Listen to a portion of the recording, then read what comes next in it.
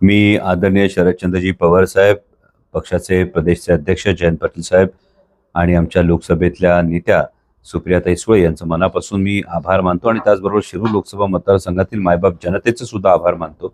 कारण 2019 मध्ये माझ्यासारख्या कोणतीही राजकीय पार्श्वभूमी नसलेल्या सर्वसामान्य कुटुंबातल्या व्यक्तीला ही उमेदवारी दिल्यानंतर गेली 5 वर्ष ज्या सातत्यानं शिरूर लोकसभा मतदारसंघाचे जे प्रश्न मांडत राहिलो, ज्या काही प्रश्नांची सोडवणूक करू शकलो, मला वाटतं की हा पुन्हा जो आदरणीय पवार साहेबांनी, जयंत पाटील साहेबांनी जो विश्वास माझ्यावर ठेवला हा विश्वास सार्थ करण्याचा मी पुरेपूर प्रयत्न करेन. ज्या पद्धतीने पाहतो की नगर असेल किंवा बारामतीमध्ये असेल तिकडे सुद्धा सुप्रिया सुळे आणि निलेश लंकेची उमेदवारी जाहीर झाली. मी महाविकास आघाडीचे हे सगळेच तगडे उमेदवार आपल्याला रिंगणात दिसतील आणि त्याच पद्धतीने राष्ट्रवादी काँग्रेस पक्षाचा परफॉर्मन्स या लोकसभा निवडणुकीत आपण मी कायम असं म्हणतो की जस्ट वेट अँड वॉच. हा परफॉर्मन्स इतका दैदिप्यमान असा असेल याचा मला स्वतःला ठाम विश्वास आहे.